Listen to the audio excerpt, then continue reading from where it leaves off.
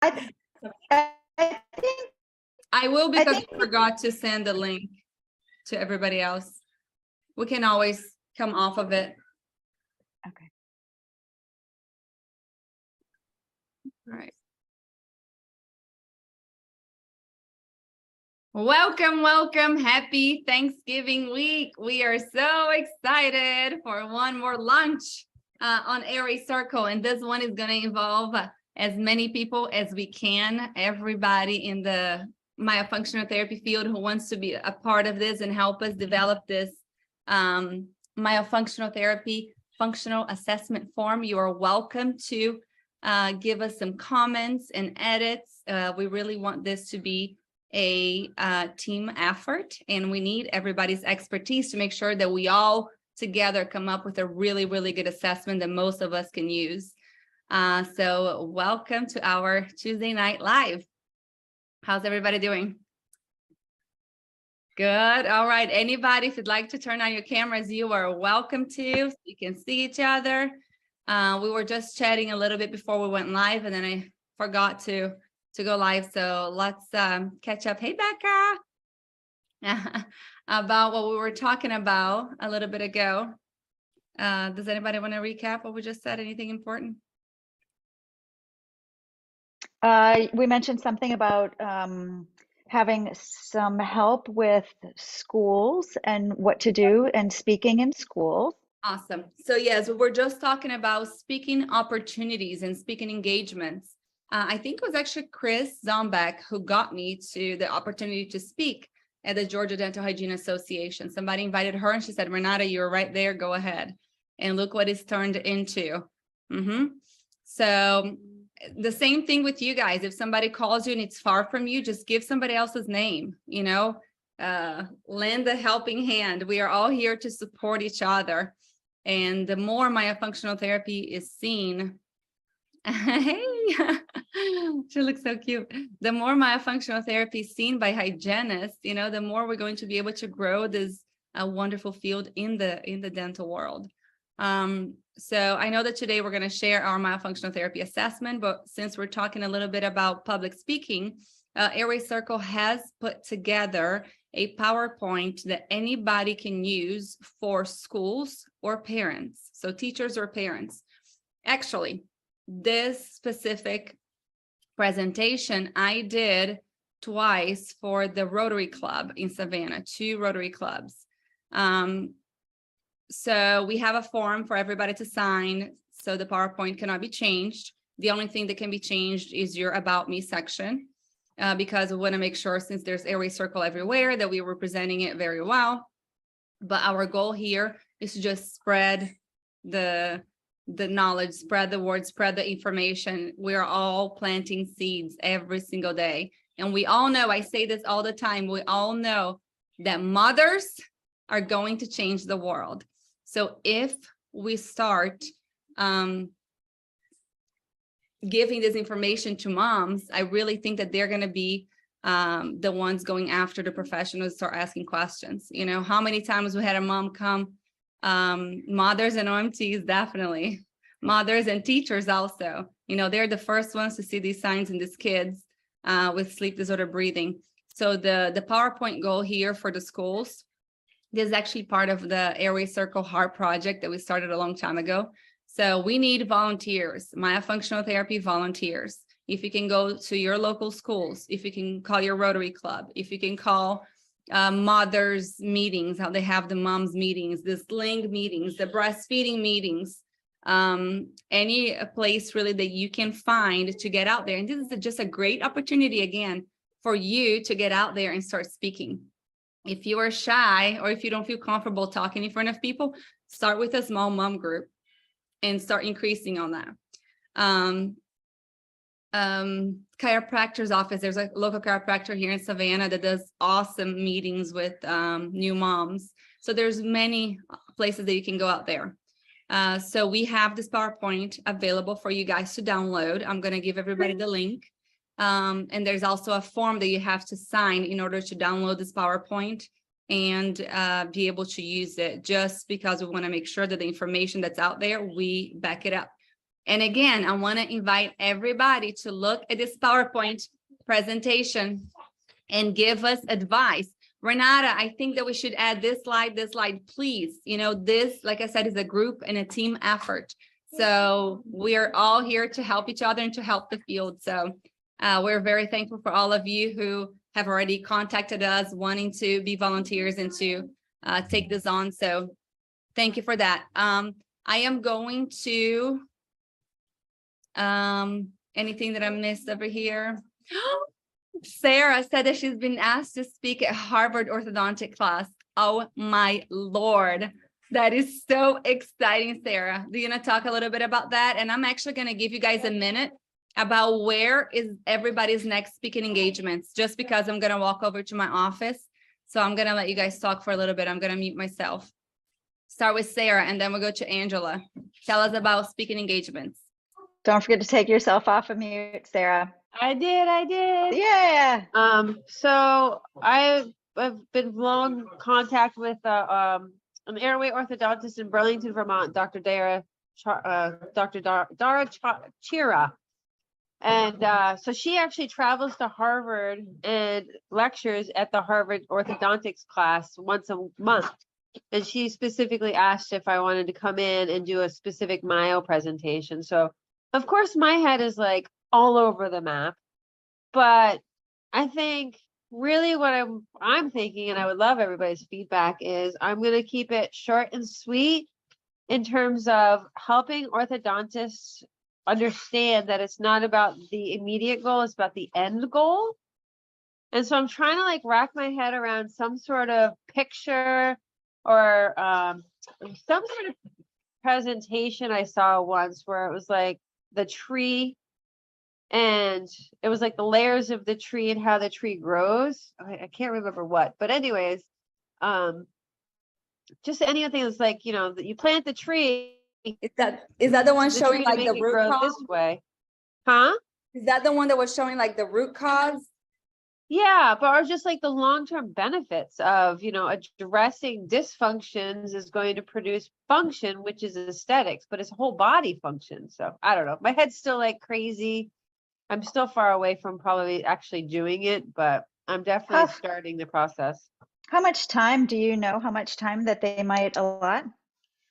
Oh, I could probably, I mean, I could probably easily get at least a half an hour. I mean, I don't think, girl, I think we could probably go for 2 hours. oh, we could go for 2 hours. Depending on how much she gives you. Yeah. Well, you know, the reality too is what I would probably do is just go in once and just do like a little fishing expedition where I just kind of go in and just do like a little bit of an overview, and then I could circle back when it's more appropriate. But oh my goodness, Janice, I want to be drinking a glass of wine right now. Oh my God. Sarah, I would just make a suggestion to do kind of what you're saying of like do a little bit, kind of cover abroad and then go in deeper. But I spoke at the dental school here in Colorado, and awesome. I felt like the students were a little bit like cross-eyed. Their brains are fried, right? They're learning all the basics right now. So I found that when I got too deep into content, I was losing them all because they're just not there yet. And so I kind of shifted gears and approached it more of like, here's the stuff you're going to want to pursue when you're out of here. When you're out of here and you're actually in practice and you're building your team, this is your airway team. You need to talk to these people, and just sort of explain a little bit of the why, but not like too many details because they're not going to remember it. So the key thing is to build that relationship with them so they know how to find you after, and then you can, you know, help them when they're in the real world. That's just my suggestion. I think that's perfect, Kimmy. And I think that the experience that you just talked about, yeah, I mean, we are all brain fried whenever we're in school, right? So starting small, starting basic, dental to dental, you know, terms and such that they know, and that not going to really blow them out of the water, right? And just start small. And we just, you know, I say we because we are all in this together, right? It's just, all we want to do is inform, educate, and collaborate, right? And we want to help as many as we can. So starting, it doesn't matter how smart and brilliant some of these minds are, you have to start from somewhere, and starting from the ground up, it'll give them a nice, good foundation, and then they reach out to you for more later. Or we send them to Airway Circle, and then we, have them grow here. All righty, let's share this in our group. Do we have any state leaders in the room? If you can share our live in your state. I'm sharing on Indiana just because it's showing up for me right now. And does anybody here not like when I tag everyone on Facebook? I've been yelled at twice, y'all. But I feel like I don't abuse it. It's just once a week. So there you go. I just tagged everyone one time. All right. Here we go. Everybody ready? Welcome to Myo Circle. And Tamara and Angela. Is Tamara driving? I'm going to let you guys. Yeah, she's home now. Awesome. Okay, so you guys feel free to chime in, and Anne, Kimmy, and Medicine. You guys also, if anybody wants to chime in, you guys are welcome to. So what is Myo Circle? Let's start there. Whenever we came up with Launch Your Inner Myo, we wanted to do a very heavy business course into everybody that's going into myofunctional therapy. Many hygienists don't have experience owning a business, so we really wanted to be focused on that. And then whenever our businesses started growing and we started trying to hire people, I feel like the most that I heard was people have taken 1, 2, 3 courses, but they had no experience, right? Like most of us. Not only that, they never got to watch someone work. So we've been brainstorming this for a while, and we finally put it together. And it's pretty much a course that's going to be very critical thinking into treatment planning. We want to be able to be that next step after you take your first myofunctional therapy course into like, okay, what do I do? I don't know if I was the only one when I finished my myofunctional therapy course that I felt exactly like that. Okay, what do I do? I have all this information now, but I don't really know where to start. So this is step-by-step, what do you do? We go through all of our forms. So our consultation form, and what does it mean? All these things, all the templates that we have put together, what do these things mean? Thank you. So the consultation, the full evaluation, and the therapy sessions. And then we have several recorded therapy sessions and consultations with Tamara and I that you guys can watch. And also I tried, whenever I did these therapy sessions and the consultations, I asked my patients, make sure that they were okay recording and everything. And I have some of them, I have the form right next to it, and I'm narrating everything that I'm doing. So, now I'm going to ask them this, do you see what I'm seeing? And then I'm going to check this, things of that nature. So it's very self-explanatory. It's kind of like, holding your hand. This is exactly what we're doing and why we're doing it. Angela and Tamara, what do you guys want to add? Go ahead, Ange. Oh, okay. I'm answering a bunch of questions over here. Yeah, I think that with the combination of what Airway Circle team has put together, God, I just wish that we had this when I was starting off. Tamara, you're just nodding your head. Seriously, yeah. It's just so important. And, we have taken thousands and thousands of dollars worth of courses, and are we better therapists for it? Absolutely. What we have done is we've created this platform here, and with Airway Circle, we are working hard together to take all of our knowledge with the entire Airway Circle board and really put it together in easier to understand. So talk about what you terms. did on the consultation form, Ange. Oh, okay. So on the consultation form, I see a lot of my clients in person, and in the consultation form, I have simple practice and I have paperwork. I can't get rid of my paperwork yet.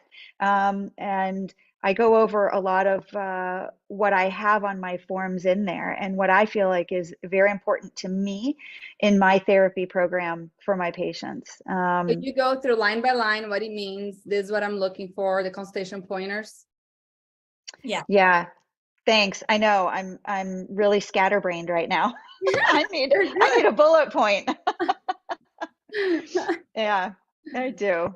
I do. Go Good. ahead, And I'm Tamara. not looking at the chat, so if somebody's looking at the chat, you guys let me know. Tamara, what do That's you where I have was. to add for our welcome? I don't know who okay. Yes. Basically what Angela and Renata said. So Angela does get to go through pointers, and she has photos of everything and explains very, very thoroughly, like what is she looking for, and how to assess and write it up. So I think between watching Renata, me, and then Angela actually explaining everything as well, we come from such different schools, but we all come together. And for me, it's more of learning from different people, because when I've taken a bunch of different courses, but trying to go like, oh, this person does it this way, this person does it that way, and like, how am I supposed to do this? And let's try this. And it's a lot of trial and error that I've come to where I am today. I'm like, okay, this works well, but to be able to like take that out for everybody is like huge, to take the, you know, the guesswork and to have people to kind of bounce questions off of. So you guys pretty much already know who we are. My name is Renata. I was a dental hygienist for about 10, 11 years. And I've been doing myofunctional therapy. I'm looking at that hand. I'm sorry, the two red hands, they look like both of my hands, but I know one of them is not. One is your hand, Ange. It looks like mine. I've been a myofunctional therapist now for about 6, 7 years. And what else? I'm from Brazil, so most of my training is in Brazil. I'm lucky enough to be able to still speak Portuguese. So I started by studying for 2 whole years in Brazil with universities over there, all online. And then I took the IOM course with the wonderful Mary Billings and Diana Davidson. And then I did Sarah Hornsby after that. And then I did Zagi's Breathe course, and probably 4 or 5 more myofunctional therapy Brazilian courses with different instructors. Some they were like specific to orthodontic surgery, some that were specific for exercise physiology, some specific for lateral thrust and forward thrust. But anyway, so I'm gonna bring a lot of those things into MyoCircle. So that's my experience. Now I have Myo Moves, and I have 3 therapists that work with me, and they are absolutely amazing. I love them so much. So Tamara, your turn. Yeah, I think on that note, real fast, Renata, having you know Portuguese and learn stuff in Brazil, to me is like priceless, because there's so much information that comes from there. And I keep telling her I want to learn Portuguese so I can sit in on those. But yeah, we've learned a lot from Renata in general. So it's just that little nugget is huge. A lot of people know me too. I am Tamara. I'm San Diego, California. I'm the owner of Facial Physique. The classes I've taken, Myo Mentor, the Breath Institute, AOMT, what else? I'm in Myo Masterminds as we speak. Lots of little ones here and there, lots of, what do you call them? Like AAPMD conferences. My brain's fried too. Webinars. Classes you worked until now, all right? And yeah, I have an associate, Selena, most of you know her as well, and we're growing with everybody else. It's amazing. And I am Angela Richwine. I have been in the dental field for 28 years, and I just recently retired from dental hygiene so that I can focus all of my time and effort and energy with Airway Circle and with my myofunctional therapy business. I am the one hygienist and myofunctional therapist here in the Central Virginia area.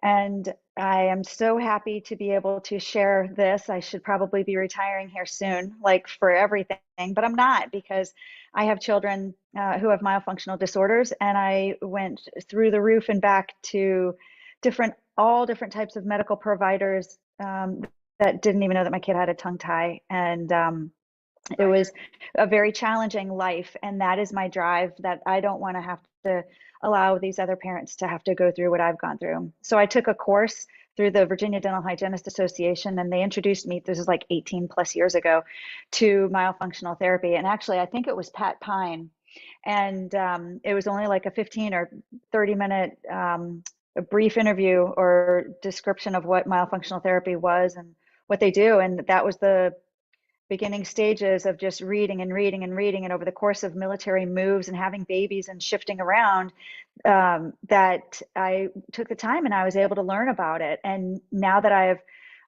have my QOM, the Qualified Orofacial Myology, that's through Sandra Holtzman and Neo Health. I've taken the IOM course, Sarah Hornsby's course, the Mile Munchie, Certified Provider, Breathe Babies, TBI courses. I've kind of sat in front of my computer, thank you COVID, for quite some time now. And I feel like I have a pretty good base with my experience in seeing clients from the ages of 4 months all the way up to 67. And Tamara was texting me earlier, right before we opened the room, and she's like, hey, blah, blah, blah. And I said, oh my gosh, I can't believe I just got another phone call. I'm on a consultation right now. And they're just coming in. And I'm a one-man show. And I think probably in the next year, I'd like to think that I'm going to have Sarah Colvin move down to Central Virginia and be partners with me down here. Yes. She's laughing, girl. No. Anyway, thank you for having me here. And I'm so glad that everybody is here.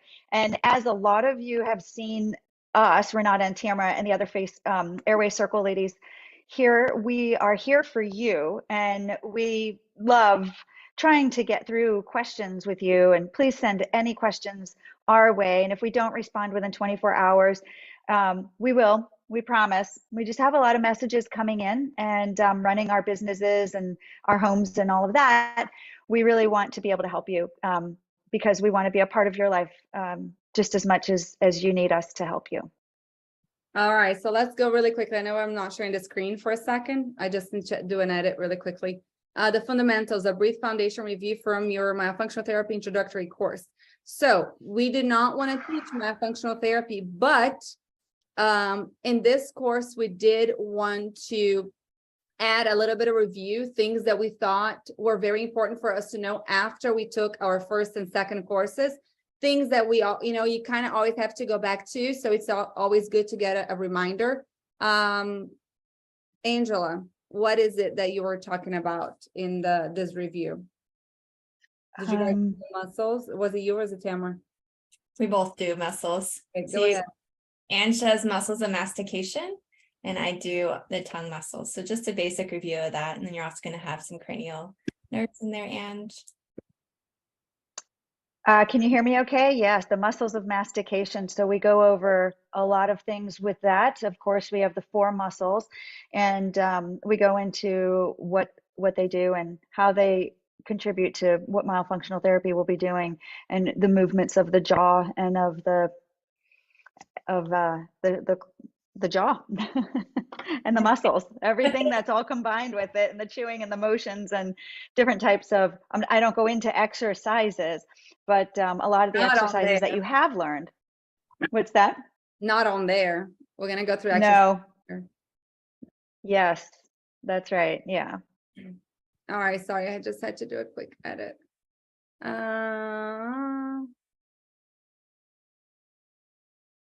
All right, so we do a basic review, like we said, muscles, cranial nerves. We talk about, I'm going to talk a little bit about exercise physiology. And I've said this before.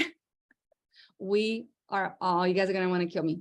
We are all prescribing exercises wrong. I just took an exercise physiology class and you guys have no idea. Who over here, lift your hand up if you tell patients, did this exercise for 2 minutes. Did this exercise, yeah, that's me. Yeah, we're all wrong. There you go. So I'm going to be going through exactly how we should be prescribing these exercises, looking at muscle physiology, looking at muscle function, looking at muscle fibers. So it's going to be a little bit more in depth. I know. I hate to say that, but I was told that. Okay. Well, what else do we have? So there he goes. Muscle mastication, cranial nerves, muscle physiology. Oh, and we're going to have at the end, we're going to talk about some guest speakers for this course. And somebody's going to be talking about TMD. But we're going to leave that to the end. Also, I'm not sure if this is what I'm gonna share. Okay, so in the course, I'm going to go through the assessment form section by section. I'm gonna show you guys everything today. I'm gonna pick some sections to talk about today, but it's a lot. So during the course, I'm not gonna record this. So that's something that I want to bring into this course. I don't want it to be a fully recorded course. So there are several things on here that are going to be live, just because I feel like we learn so much better from each other whenever we're live or whenever everybody's adding, whenever everybody's chatting. So I'm going to go through the assessment, a functional assessment form, section by section, explaining exactly what it means, explaining what I'm looking for when I'm asking the patient to do that. So it's going to be very, very clear. And another thing that you're going to get whenever you take this course, ta-da, I don't know if you can see it. This is my patient bag. You're going to get a bag full of tools and an extra gift that I just got in the mail today. I just opened it. It's super cool. But this, you're going to get the extra gift and this. So also live, this is not going to be recorded. I am going to release all of my exercises. I have not done this with anybody. I have not given this to anybody. Even the girls that work with me are like, Renata, I need all your exercises and I don't give it out. But now, this is it. Myo is where I'm just gonna open. Yeah, Becca's like, it's true. I don't give up. I know, but this is, I'm opening the vault. Oh, Jennifer also, yes. She was like, so when am I going to get to see your exercises? I'm like, well, you got to work for me for a little bit. But no, now I'm going to open it up. And because I do believe that some of the things that I have learned are so valid, and I have seen so much change in my patients whenever I've changed some or done some of these specific exercises. Because some of the Brazilian classes that I've taken, they explain why you are, I'm going to be reviewing the form in just a little bit. Yes. I'm going to explain why am I doing this exercise. There's something else that we do all the time. The what is the exercise that you fill up your cheeks with air? Cheek puffs? Yeah, cheek puffs. Right? There are some patients that we should not be giving this to. And we do, because most of us go through, and it's okay because all of us need to learn somehow, right? So, for example, when I first started, I really didn't know exactly what I was doing. So I had to pick up some exercises by what I was looking at and try to figure out, okay, I'm going to give this exercise, you know, kind of talk myself into it. Why am I giving this? I'm always asking myself, why am I giving this to the patient? But recently I learned that whenever you have a low tone patient or a patient with really chubby cheeks, you should never give them cheek puffs. How many of us? How many of us do we give that to? You know what I mean? So if you think about it, those patients already have these muscles right here super loose. This exercise helps loosen them up even more. So what do you have to do instead? If you have somebody with chubby cheeks or low tone on the cheeks, what do you have to do instead? Anybody want to say it? What is it, Sarah? Got to unmute. You guys can put on the chat too. Anybody? Chewing. Chewing is a great one. What else? Let me see on Facebook if anybody's answering. Cheek raises? Is that what you mean? Cheek raises are mainly to work on midsection. So those patients that have the zygomatic, everything super far back and just small, you know, the small mid face exercises, those patients, the cheek raises are great, but no, before the cheeks. We have resistance, mid-face a little bit. So for those patients that have low tone and chubby cheeks, instead of cheek puffs, you're going to give them something to contract. So resistance, you don't give resistant exercises until later. There is a, gosh, what's the word I'm looking for? Hierarchy. Of exercises that you're supposed to give. And I'm going to explain that exactly in this course. Resistance is one of them, but you don't give that until the end. You have to do this one first, and then you do this one, and then you do resistance, and then you do something else. Okay. I'm going to explain all of that to you guys, exactly how to prescribe these exercises. So you should give exercises that contract the cheeks. So chewing, yes, chewing exercises are great. There's another exercise that I do that contracts the buccinators that is great. That's going to be in the course. I'm going to give you that. So anything to contract this is what we should do. So this is exactly what this course is about, guys. It's about us really asking you guys, why are we doing this? And what can we do for this patient to make sure that we're focusing on exactly what they need. So we talked about the consultations, what exactly we're looking for in a consultation. So that's when Angela goes through her consultation, what she's asking for and what does it mean.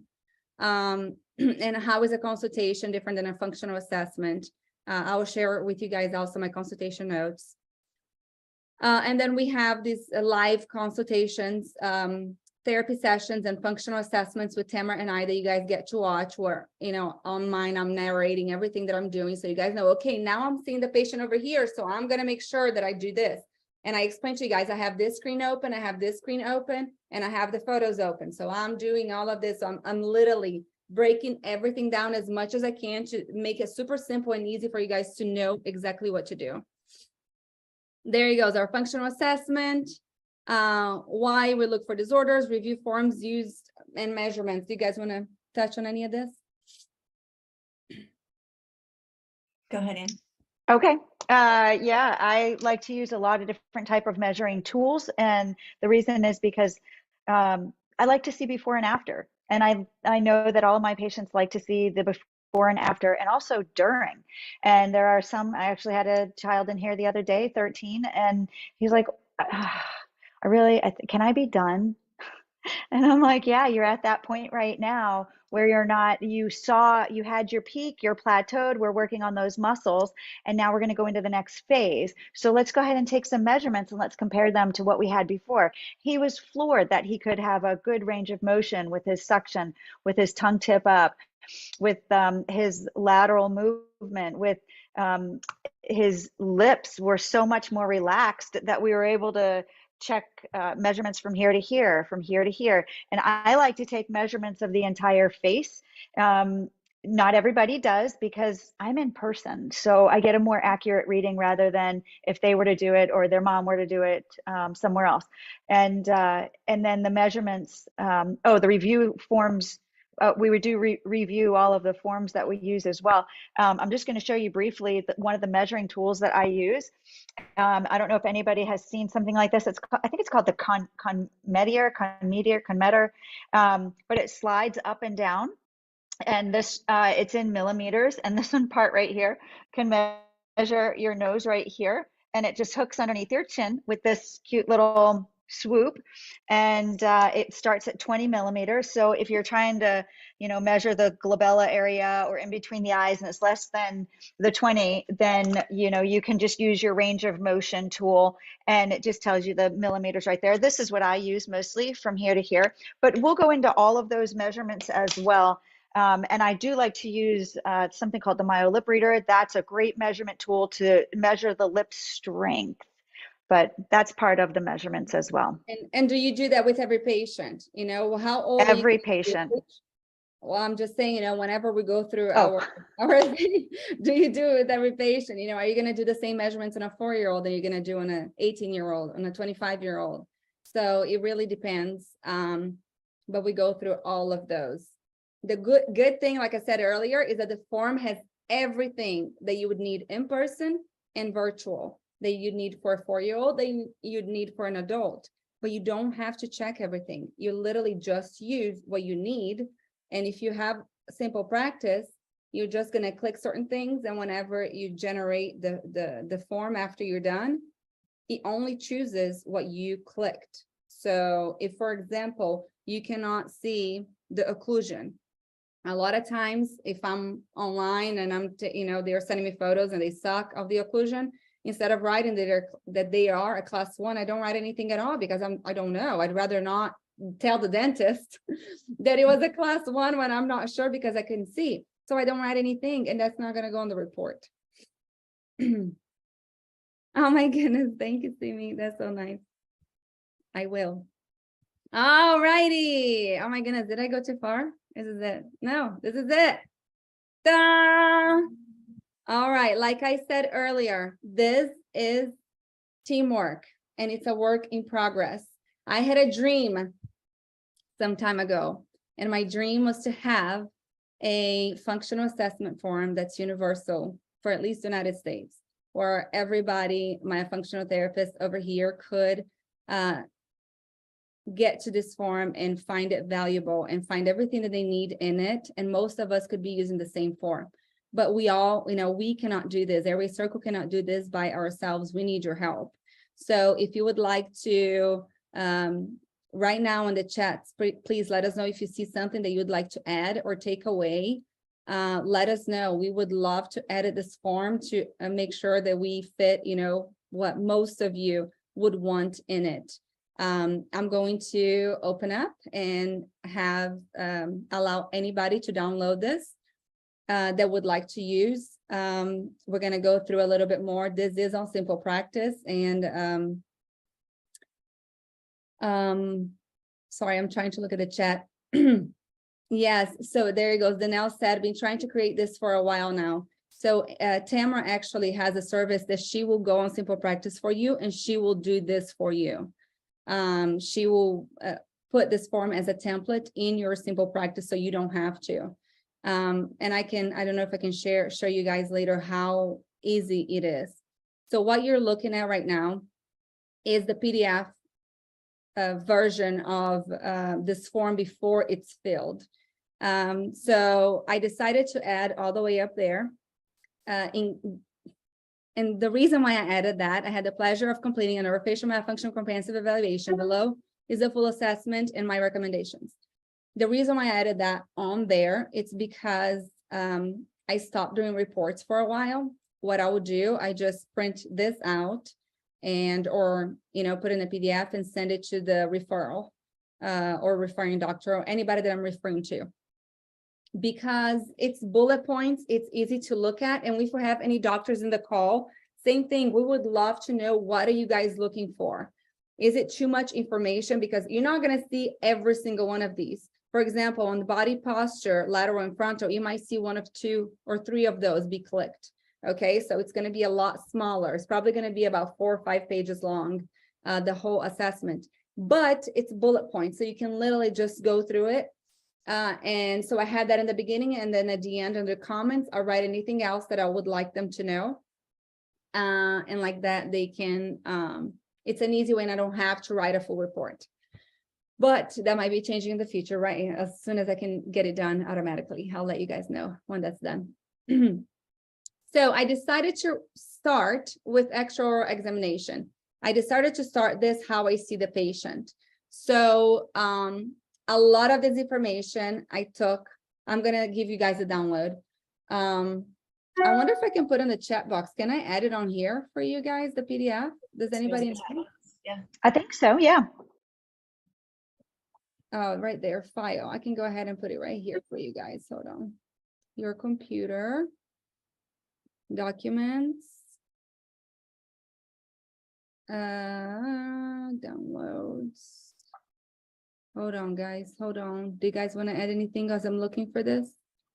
Right here. I have an anonymous question that came in, Renata. Yes. Will treatment be covered? So few courses actually cover the critical thinking skills to consider in the treatment process. That is exactly what Myofunctional is. It is the critical thinking part. This is exactly what I was doing earlier. Like, why do you do this? Why do you not do this? No, I'm not taking it off of Facebook because I forgot to give the link, and we have 24 people on Facebook right now. It was my fault that I didn't send the Zoom link to everybody, so it's going to stay there. I'll take it off after it's done. Hey, Um, Renata, it looks like Simi has a comment she'd like to share. Did I just send it to you, Anne? Yes, please, Simi, go for it, girl. Hello, Renata. I just wanted to share that I think this is incredible. Would it be possible, like, I'm wondering if the purpose is for your initial examination or for just a screening. So if it's just a screening, this is incredible. I would add perhaps a visual. So, because I'm like looking, going, oh boy, I have to think every time I look at all these things, whereas I might be cued faster by a picture. And then you can have an X where, you know, where that, but I don't know if that's going to work into the software or whatever program that you're using Yes. this for. So we cannot do that during the assessment portion for simple practice. I don't know if I should say this. There's a lot of people live, but I don't know if I should say this. Eventually, it will be amazing where you can actually see photos as you're doing the assessment. Anybody else on the call would like to have a photo explaining what shoulders forward or forward head posture means? So is that what you're talking, Simi? You just click.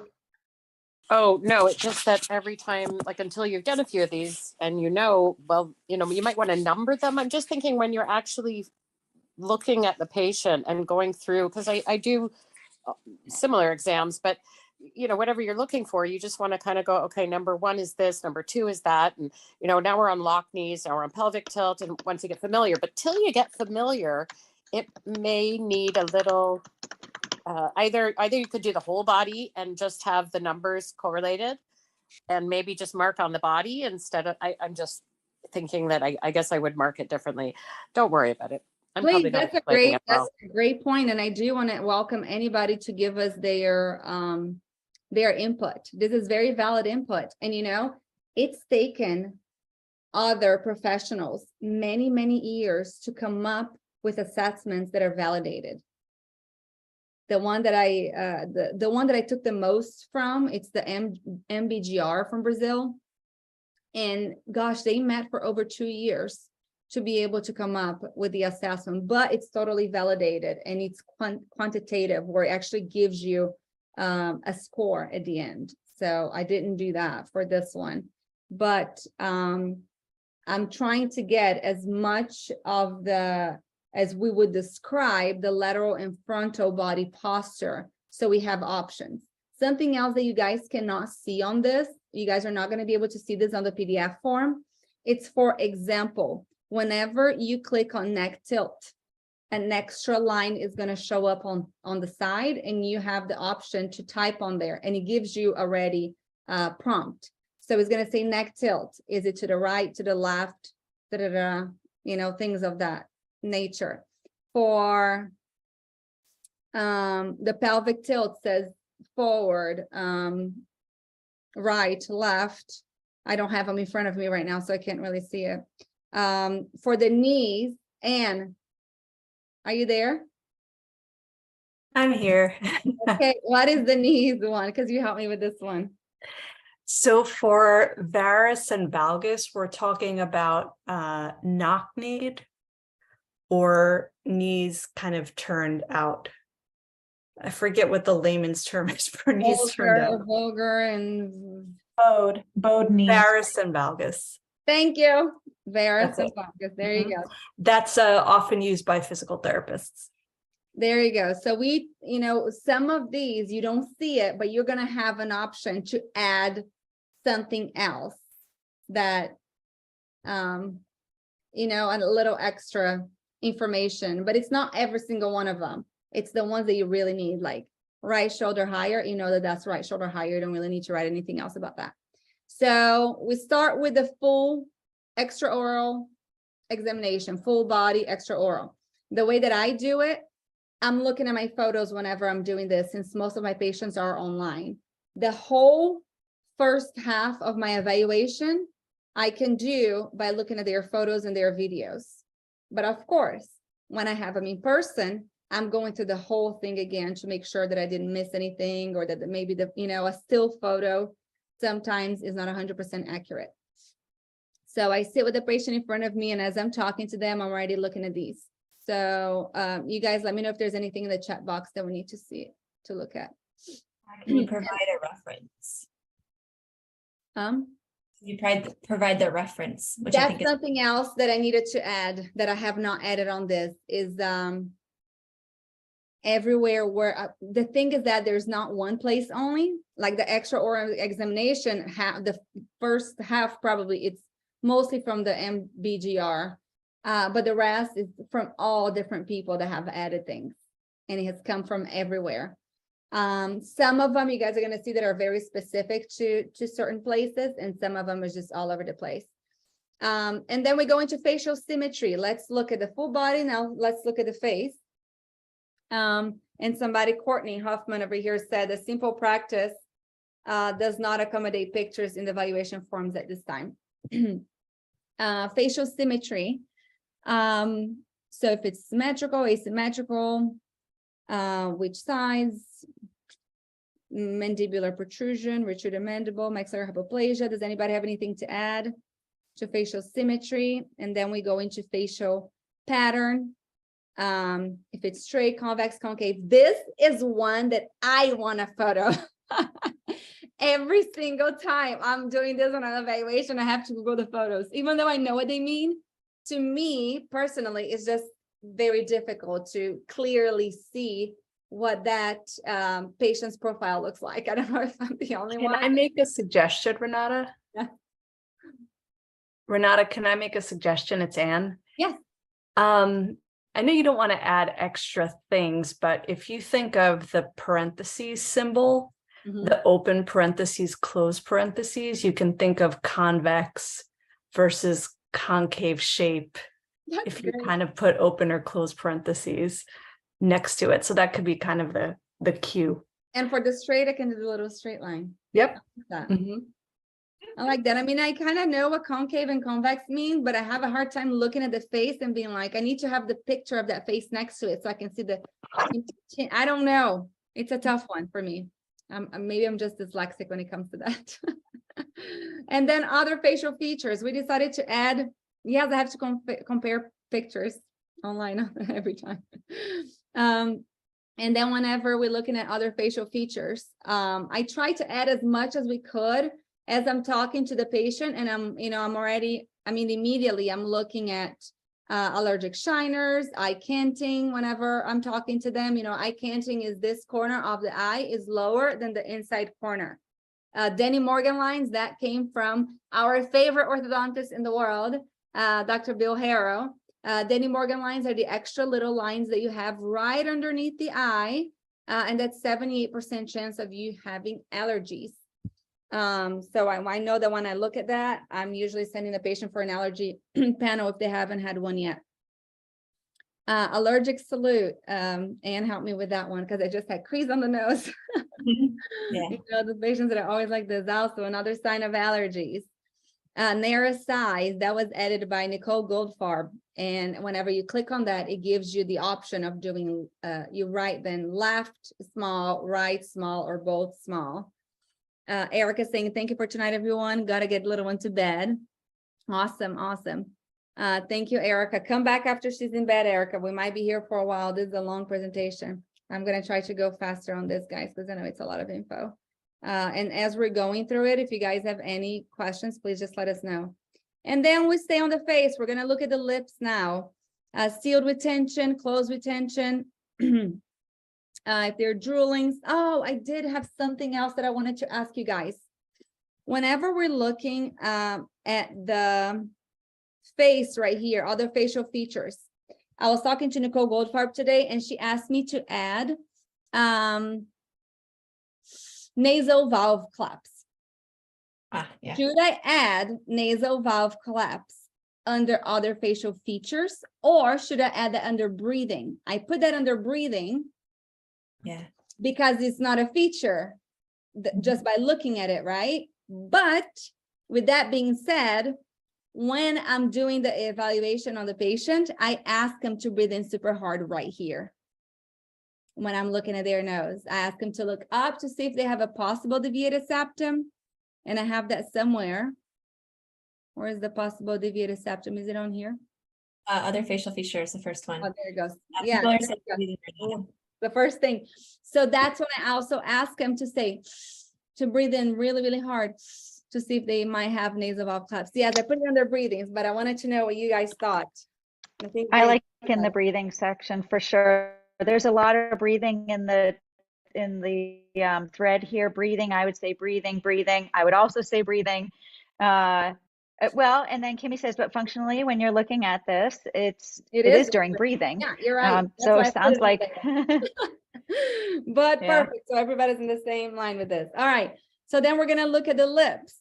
Does anybody see or think of anything else that we need to add about the lips? Do you guys have anything that you look at that we're not looking at?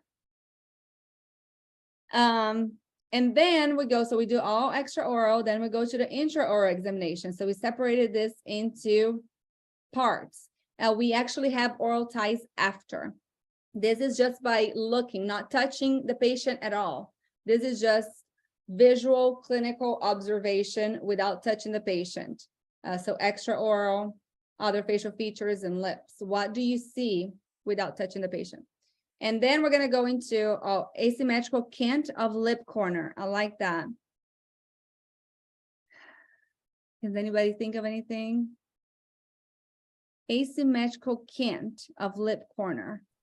Is that when they're smiling? Or Or just even just an uneven when they're at rest. I have a lot of patients with that. Low tone on one side and then that side collapses or goes downwards. let me add that one. Asymmetrical cant of lip corner. Does anybody want to say anything else? I think you have this somewhere on the form. I remember seeing it, or am I thinking of the eyes? Maybe. Wouldn't it make sense to check nasal valve collapse with normal breathing versus breathing hard? If anyone breathes really hard, they could make it collapse. Definitely, Joanne. But most people, when they breathe super, super slow, they won't have the nasal valve collapse. Usually that's at least how I check when you breathe in super, super hard. How do you guys check for nasal valve collapse? Anybody? That's what I do too. I do the inhale pretty hard, and I have a pretty significant nasal collapse. If nobody knows what that is, I'm happy to demonstrate. Danielle, where did you get the term canting used to reference the lips? Would Good it be question. group I of don't lip? even remember. So IOM course? if anybody have, how about asymmetrical? Oh, we do have that. It's asymmetrical lips. We do have that. Right over here on their facial symmetry. Asymmetrical smile, I have. Maybe we change it to asymmetrical lip. And then you can say, you know, right corner drops or right corner lower than left corner. Demonstrate. Dana wants to see the nasal collapse. Before I do that, so does Veronica.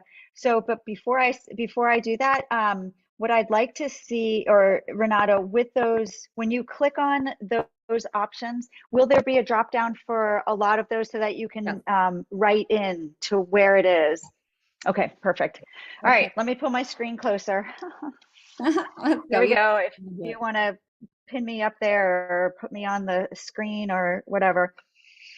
All right, here we go. I'm going to inhale, and I'll do it a couple of times. First. Okay, did you see my nostrils move? Watch this one.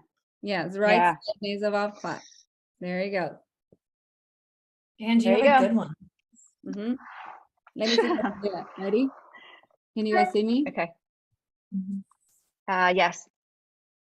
Oh, I see yours. Yours is your right side too. Oh, it's both, but yeah. Jennifer Sullivan says I have it too. You guys are talented. Does anybody have a phone number for a can you right side twinsies?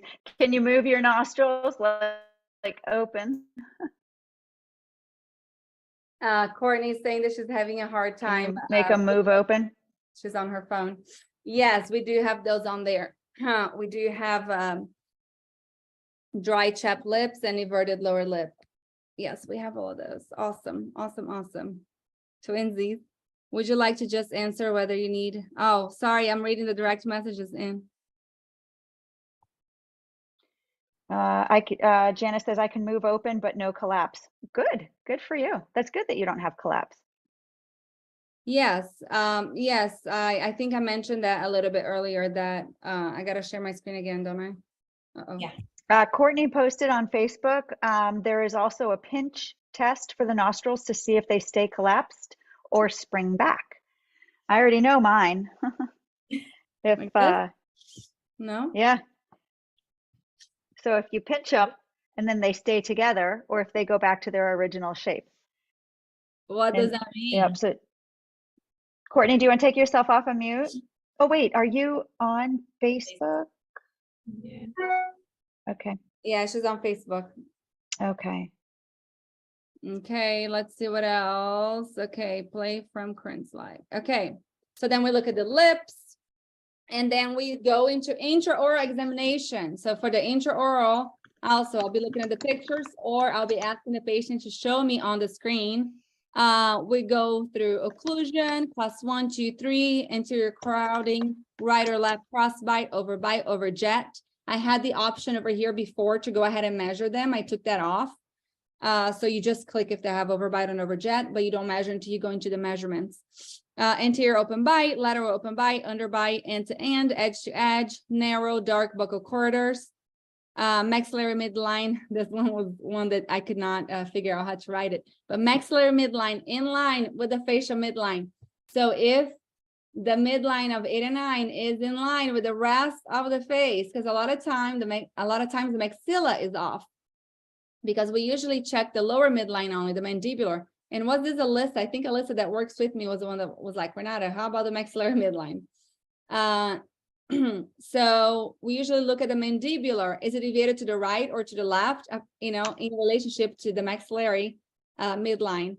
So then we also decided to do the maxillary. And who I saw on a full evaluation do the maxillary midline was Dr. Mariana Evans.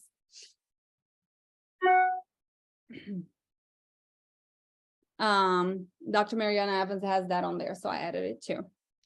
I'm telling you, I probably looked at 15 different assessments to put all of this together, and several people looked at it too. And then we go into the teeth after occlusion.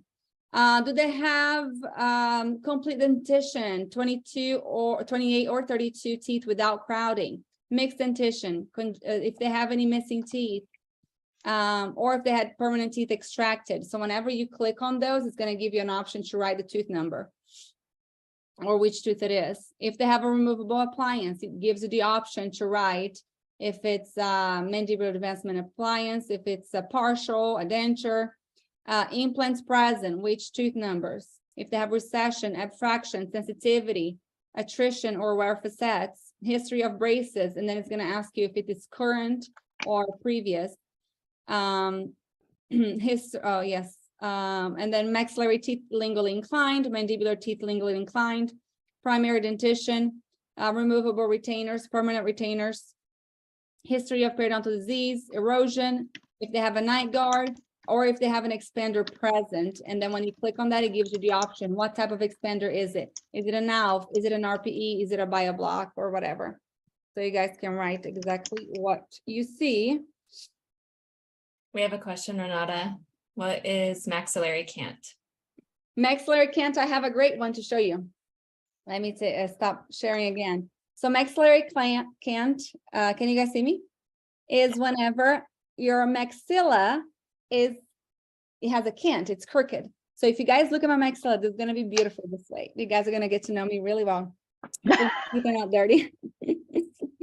All right, ready? Can you guys see? Oh gosh, I'm crooked. Let me put my little mouth thing up. Hold on. Where is my mouthpiece? Of course, when I need it, it's not right in front of me. Here, I have one for you. I have one right here. Hold on. Okay. So, all right, ready. Can you guys see it?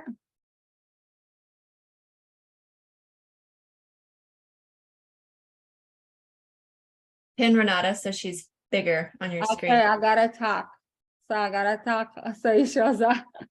Can you guys see I can't? Yeah, I see it on the left side. Or well, you will, it looks, do you, when you put your teeth together, when you occlude, do you hit more on one side than the other, or faster on one side, first on one side, or are you a bilateral, or are you unilateral? I hit here first. Okay. Maxillary cant is when your maxilla is like this. There was a case that we just had on circuit. I'm looking at myself over here. This is awful. On Circle Time, we just had an amazing case that Dr. Courtney shared with us. And it was the last little boy on that. For whoever is on Circle Time, you guys can go back and watch it. And he had a maxillary cant. We kept all looking like his mandible was off, but it was because he had the maxillary cant. My ring is on my right hand. And my mirror image is right side. Yeah, we were commenting on the left side, and then I was questioning, wait, are we flipped? Okay. Just making sure we're looking at you the right way. All right, so that's what a maxillary cant is. Any other questions? Let's see what else. Share again. I know, guys, I'm sorry, it's a lot of info. Okay, is it full screen? Right. Yes, we see it.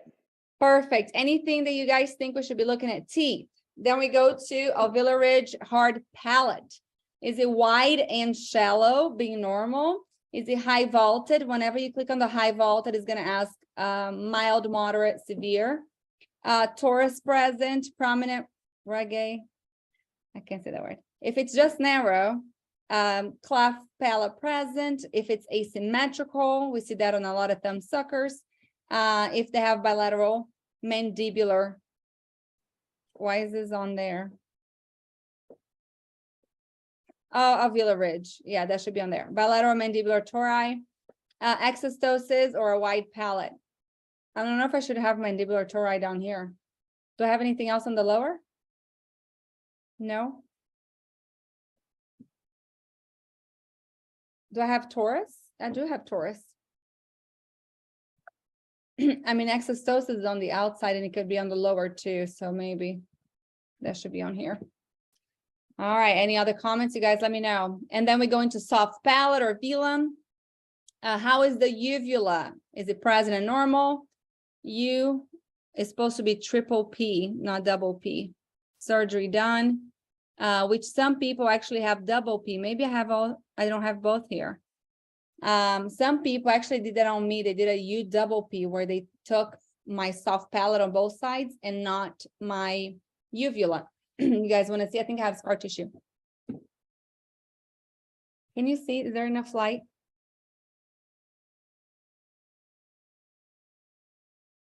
No, I don't think there's enough light. Oh, my screen is small. Sorry.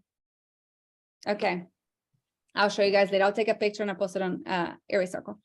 Damage to uvula, enlarged uvula, long, soft palate, short, soft palate, palatopetechia, bifid, is it bifid or bifid? Bifid uvula, contraction of uvula, uvula deviates to the right, deviates to the left within normal limits. I'm not sure why that's on there. That needs to come off. Uvula not present, weak velum, possible submucosal cleft, which the possible submucosal cleft, you should always check if you check bifid uvula. And then hyperemia. Does anybody see anything that shouldn't be on there? So I'm writing it down to take out that within normal limits. The one thing that I don't love about simple practice is whenever I come up with something else to put in there, it has to go on the bottom. It doesn't allow me to move them. So I don't necessarily want this order to be the order, but it would take too much to go through the whole thing. Presence of diastema on the soft palate. Lynn Monteiro asked. Anybody? Diastema She asked me to add presence of diastema. Is that on the soft palate? Or Oh, that's a the teeth. teeth? Yeah. Well, I know where it is. Oh. Or does she want me to add? I do have that under oral ties. Oh yeah, okay. She asked that when I was talking about the teeth. Who thinks that we should add diastema under teeth? Or should you keep that under oral ties as a, I kind of like that under teeth. I can't see the chat. Anybody? Yeah, she said no. I asked when you were on teeth. Teeth. I would say teeth. Yeah. Okay, I'll add that under teeth. Look at that. You guys are all contributing to this. This is awesome. What else we're looking at? Then Friedman's tongue position. I used to have Malampati over here. I used to have Malampati here, but I no longer look at Malampati score. I have seen some people look at both Malampati and Friedman's. My question is why? Why are you checking both? Is the dentist, the doctor that you're sending to, really going to care which one you do? I mean, are they going to be looking for both? It's extra time of your assessment. And you're looking for the same thing. I just don't think it's, does anybody here check for both? You guys let me know. Which one do you do? Or tell me, do you do Malampati or do you do Friedman? So I do both, I which is do. Angela. Yeah, I do both because the Malampati does tell me a little bit more about sleep apnea. Tell me With why. that the high posterior tongue, and it's blocking. And if it's going all the way up to the soft palate, then I know if they're telling me the truth about snoring, and if they're telling me the truth about, because the mouth will talk to you without talking. So that's Malampati sticking your tongue out? Correct. If the tongue is high up, down, back here? Yes. Yeah. Even though it's for the intubation, Yeah. that also tells me about, I mean, that'll tell you right there for sleep apnea and the high posterior of the tongue. And you don't And think then that will also, do that? I'm sorry, would you You repeat don't that? think Friedman will do that? No, the Friedman, I'm looking for tonsils. And the Friedman is the tongue that's inside of the mouth. So with the Friedman, I will tell you what else I look for when I look at the Friedman is I look for a posterior tie. So if you can look for in the posterior of the tongue, you can look for a posterior dimple. Or blanching. Just like, yeah, right. Who was that, Kimmy? Yeah. Yeah, that's me. Blanching where? On the surface of the tongue? Yeah, like the central groove in the posterior region. Mm-hmm. Mm-hmm. So Friedman's, there are photos showing how to do Friedman's with this, where you push the posterior tongue down, and that's how you can truly tell if it's a true Friedman score or not. If you can teach the patient how to get the back portion of the tongue down, and you can actually visualize the uvula, the tonsils, and the pillars, then it's a Friedman of 1. But a lot of people just don't really understand what they're supposed to be doing. After instructing somebody how to do it, after sometimes you even ask them to push the back of their tongue down with their finger, even after all of that, if they still cannot do it, that's the true Friedman score. Why? Because those muscles are not working. No matter how much we tried, we could not get them to move the back muscles of the tongue up and down. So that's when you know that's where you have to work. You have to work on those muscles. So when I do Friedman, all I'm looking for is posterior tongue. So that's interesting that you said that, Ange. Anybody want to add anything? You do Malampati, Beth? I don't do Malampati because that's with the tongue sticking out. I want to see exactly if the back of those back muscles are moving or not. If the patient is able to move the muscles up or down, showing me their palate. I mean, their, soft palate and the tonsils and everything. And then we look at tonsils, and I just added the percentage over there, which I probably have to put a little dash after the number so you guys can, we can all see it better.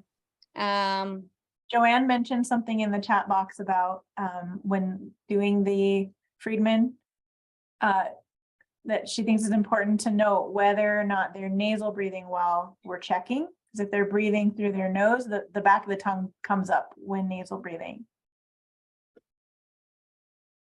Back of the tongue comes up if they're nasal breathing. With Mhm. everybody?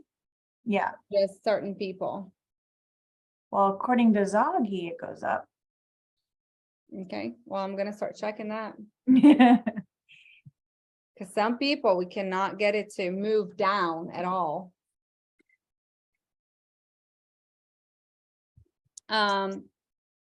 What else? Mucosa of cheeks.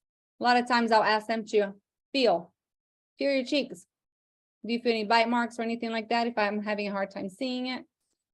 And then I'm actually, we're hygienists over here. So we're looking at dental hygiene. We all know that poor oral hygiene has a lot to do with a tongue tie. And as you guys are seeing this on Zoom, or I'm not sure if you guys can see it well on Facebook, please let us know if you see anything we can add or take away. Then we're going to look at the tongue. Tons of information on the tongue. Tongue stays on the palate at rest. Low tongue posture. I usually ask the patients, and I don't ask them, where's your tongue? Because a lot of them go, what? I usually say, there are 3 positions where your tongue can stay. It can stay touching your lower teeth. It can stay on the roof of your mouth, or it can stay suspended in between. Where do you think your tongue is? Then when I give them options, they're like, oh, I think it's over here, But if you just ask them, a lot of times they don't know exactly what you mean. They just go, it's in my mouth. Low tongue posture, geographic tongue, but we all know if they have low tongue posture, right? Geographic tongue, scallop tongue, fissure tongue, hairy tongue, injured, symmetrical, asymmetrical, hyperplasia, vascular. Whenever they lift the tongue up, I think it's very valid, especially for a release provider, to know if that tongue is vascular. Mine is super vascular, if you can see it.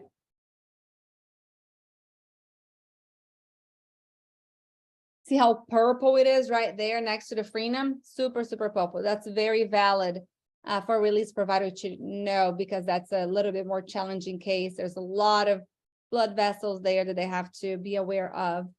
And there's actually some exercises that you should not give to patients who have a very vascular tongue. I learned that too. Prominent plica fimbriata. We learned that from Sarah Hornsby and Sanda. Plica fimbriata is, I don't know if I have it. It's going to be right here. Kind of next to the frenum, and it, to me, kind of looks like a mermaid tail. It's an actual little mermaid. I don't know how to explain that. It's an extra little tissue. It doesn't really mean anything. It's just more prominent in some people. If it's coated or white, if it deviates to the right or left during elevation, whoever here has a tongue that deviates, mine really deviates.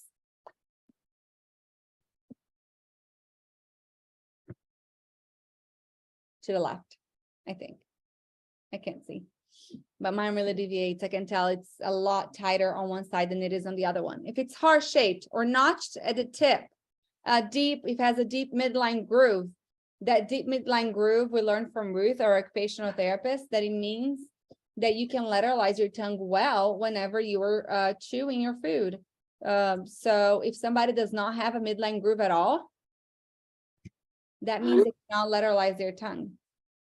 If it's positioned interdentally or depression on the surface, that position should be all the way up there. But anybody else? Anybody wants to add anything? Renata, for the tongue resting position, will this form be able to differentiate between tip, mid, and posterior tongue? So sometimes when you ask people where they're resting, the tip of the tongue may be up, but then it sinks down after that, or sometimes it's the middle of the tongue they feel touching, and then the tip of the tongue is dangling. Anybody want to comment on this? What do they think is important? I want to make sure that we don't add so much detail that your assessment is going to take 2 hours. You know what I mean? I think that the tongue, tip of the tongue in one place, posterior, let's say the tip of the tongue is up and the posterior is down. That's important to know the difference. If they tell you, oh, I'm touching the top of my mouth with my tongue, we may take that as their entire tongue is up there. The posterior is up there. That's a good sign. But if it's not. So I usually write low tongue posture if the posterior is down. I don't care about the tongue tip, and that's why I'm I know acting that. it's because I don't care about the tongue tip. The important thing is if the tongue is suction or not. But So- if you ask someone if their tongue is up and they say it's, or ask where it is and they say it's up. Well, What if if it's the tip that's up and that's not the part that's the most I important? usually ask. Oh, okay. Yes, I usually ask. And they usually tell me. I feel like the tip is up, but the back is not fully up. And that usually means that they are restricted or they have a high voltage palate. I haven't encountered that where they don't tell me yet when I'm asking about tongue position. What do you guys think? How many people in the call check or separate tongue tip and posterior tongue posture, and you write both? The reason why I don't care about the tongue tip is because to me, the whole tongue just needs to create a vacuum seal. That's the most important thing about a tongue position. You're going to get the detriments of mouth breathing if your tongue is not fully suctioned how it's supposed to be. So a lot of times we see parents say, well, my child is a nose breather, but they have low tongue posture, or just the tip of the tongue is high and the back is not. The important thing is for the whole thing to create a vacuum seal. That pressure is what's going to help your face grow. That intraoral pressure. Do you ask about lateral aspects? I go through, whenever they suction, I ask them to look to see if they have spillage. I don't usually ask over here about lateral aspects. How many people ask about the lateral aspects of the tongue? Also, posture. When it comes to posture, I don't think that on the first assessment they really know. I just don't think that they are that aware. So the most important thing for me over here is just to get a little bit of information out, because this thing is going to change anyways. I just have to have something to send to the referral or the referring or referrals, a referring provider or the other people that I'm going to send the patient to. I just need to have some basic information first. Is the tongue proper, the tongue posture correct or not? It's probably not correct because they're coming to see us, right? Once in a blue moon, we're going to get somebody where the tongue stays on the palate at rest. I had one patient, the 9-year-old boy that had the most beautiful wide palate, asthma since he was 2 years old. But I looked at him, I was like, he was a nasal breather. The palate was beautiful or wide. I'm like, he doesn't need me. And in 3 sessions, he stopped all his allergy medication. In 9 sessions, he was completely no more asthma symptoms. And that came from his pulmonologist, not me, that told him to stop everything.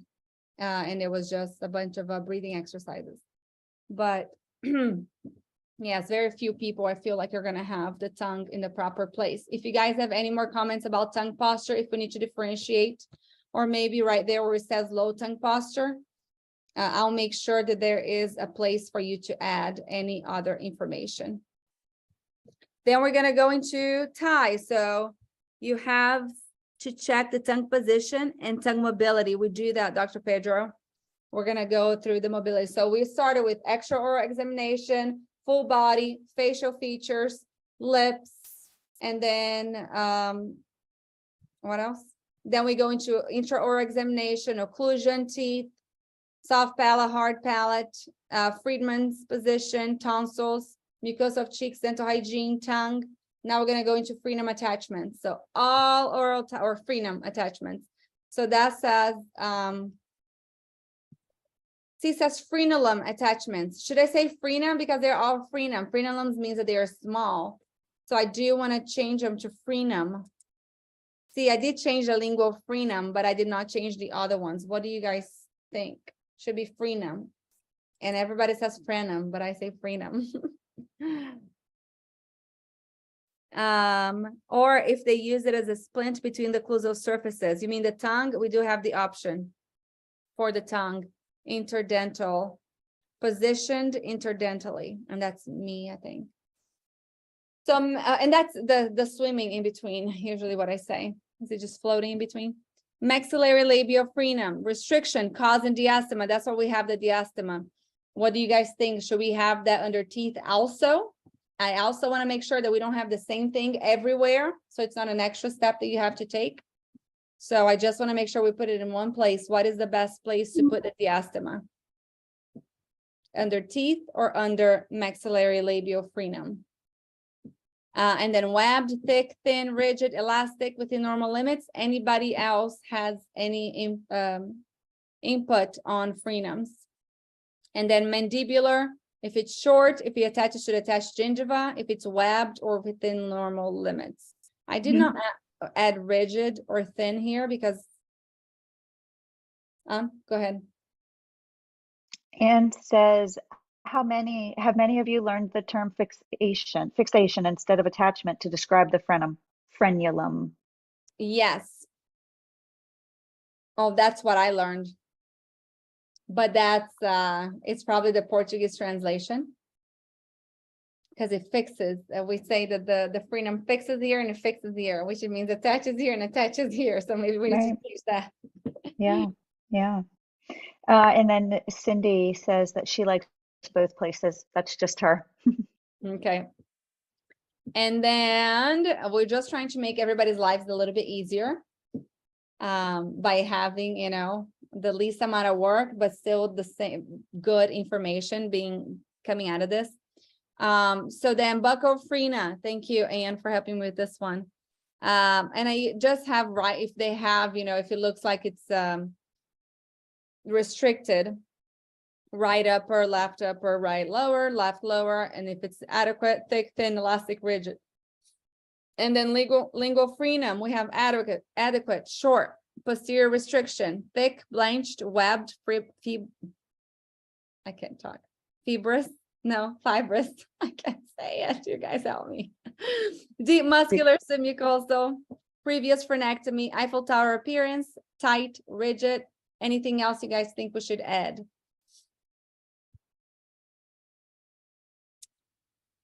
Is any of this a tight, rigid? Is it thick? Tight and rigid, the same thing as thick? Or is every thick frenum tight and rigid? I guess it's my question. And then lingual frenum attachment. That's what we have tongue. So I'm gonna go through really quickly after this slide. We're gonna go through what that means, okay? What the fixation means on the apex. But is that what you're saying, Anne, that we should change the fixation to attaches? Not even the terminology as much, but when you're talking about the connections, you have two ends, right? Yes. So the frenum, where does it attach? On the tongue, and where does it attach? On the floor of the mouth. So the fixation of the tongue and the fixation on the floor of the mouth. I need to know where those two fixations are, and that's how we look at the tongues in Brazil. If I have elasticity under frenum. Has anybody seen a frenum that's elastic? It's connective tissue, cannot be elastic. Yeah, they don't stretch. And then functional tongue classification, TRMR. So I have, this is pretty much from Zaghi, grade 1. You guys are all familiar with this. And then the compensations. On the bottom, I just added one extra compensation that was not from Zaghi. This came from Nicole Goldfarb, which is a muscular overflow of facial muscles. When you click on that, it gives you options. Did the patient lifts the eyebrows up or anything else? I have a lot of patients that will look way up whenever they're trying to suction their tongue. And then we go into measurements. So there you go, extraoral, intraoral, oral ties, and now facial measurements. A lot of times I don't do the measurements if it's a small child, or I'll do only a few measurements. I don't do every single one of them. I usually am a little bit pickier about my measurements if I'm seeing them in person. So I only do the ones that I feel like are necessary then, and then I move along, and it's not going to show up on the assessment. Anybody? Okay, you can scan this for this article. I'm going to go through really quickly. I know I don't even know what time it is. My Lord, we got to get out of here. So you guys can scan this for the article. This is the tongue frenulum evaluation protocol by the one and only Dr. Irene Queiroz Marquesan, the queen of frenums. I was going to say in Brazil, but she's the queen of the world in freedoms when it comes to that. So they did this study right here, and but look at this. The reason why I put this on here is because I wanted to show everybody how long it took for them to come up with this. So the purpose of this is to present a lingo freedom protocol with scores. And in this article, you're going to see where they have the scores that you actually, what are you laughing, Angela? I can't hear you. Whenever you're able to check the freedom, whatever it is, and it's going to give you a score at the end. But so they had 10 experienced speech language pathologists in orofacial myology area used to this protocol for 3 years in different populations. And from their consideration, the protocol was restructured and received scores. The absence of alteration was considered 0, and the ones that were found were punctuated in ascending order. From the final version, 4 speech language pathologists with specialization in orofacial myology, which is a 5-year degree in Brazil, was applied for 8 years. That's how long they did these, guys. And they were trained by the researcher to apply the protocol. The protocol was applied in 2008, 9, in 239 people, 160 children between 7 and 11 years old, and 79 adults. The results, so the conclusion is the lingo freedom protocol with scores seem to be efficient in differentiating altered and normal lingo freedom. So here is how it goes. Angela, do you want to say something before? Oh, I was giggling while you were reading. I'm like, thank God Renata is translating this, because there's a little bit of a language barrier. I don't read Portuguese. When I was looking at the article and you were reading it, and I'm like, oh my gosh, I think I'm going to have a little bit of a problem with this. Here you go. Go ahead, I have sorry. a copy of that for you guys, and there is some Portuguese on that, some English on that. So this, what it says up there is the example of the different types of freedom, and this all comes from Marquezan. So they called normal type A.